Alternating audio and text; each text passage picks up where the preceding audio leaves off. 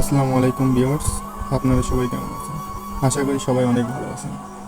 স্ক্রিনে যে বাচ্চাগুলো দেখতে পাচ্ছেন এগুলো কোয়েল পাখির একদিনের বাচ্চা। এই বাচ্চাগুলো আজ সকালে ইনকিউবেটর হতে বের করা হয়েছে। মাশাআল্লাহ, বাচ্চাগুলো অনেক চঞ্চল, অনেক দৌড়াদৌড়ি করতেছে। কোয়েল পাখি বাচ্চার ব্রুডিং জীবনে আমার প্রথম, তাই কি করলে ভালো হয় আপনারা অভিজ্ঞতা বানরা আমাকে দয়া করে জানাবেন। কোয়েল পাখিকে আমি ইনকিউবেটর থেকে বের করে লাইসোভেট এবং গ্লুকোজের পানি দিয়েছি। তারপরে কিছু সময় পর সোনালি ফিড গুঁড়ো করে দিয়েছি। মাশাআল্লাহ, বাচ্চাগুলো অনেক ভালোভাবে খাচ্ছে। বাচ্চাগুলো দেখতে অনেক কিউট হয়েছে।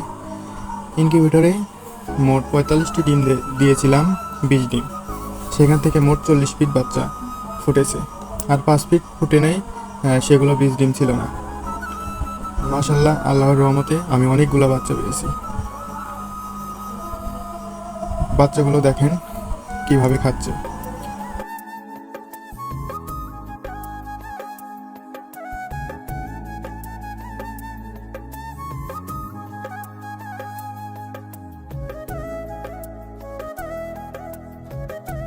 কি করলে বাচ্চাগুলো অনেক তাড়াতাড়ি বড় হবে এবং বাচ্চাগুলো তাড়াতাড়ি ডিমে আসবে, তা আপনারা দয়া করে জানাবেন।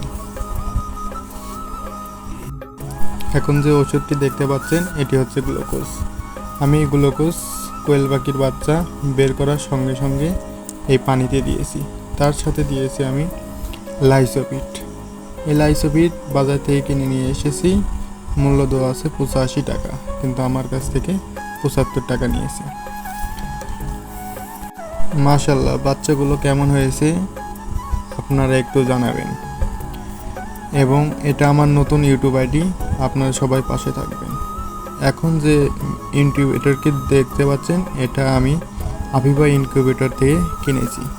এখন পুরো ইনকিউবেটর ফাঁকা, শুধু হাঁসের ডিম রয়েছে।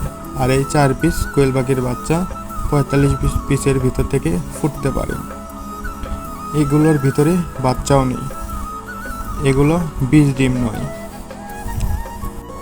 আপনারা সবাই এই বাচ্চাগুলোর জন্য দোয়া করবেন, যাতে খুব তাড়াতাড়ি এদেরকে আমি বড় করতে পারি এবং সঠিকভাবে বড় করতে পারি।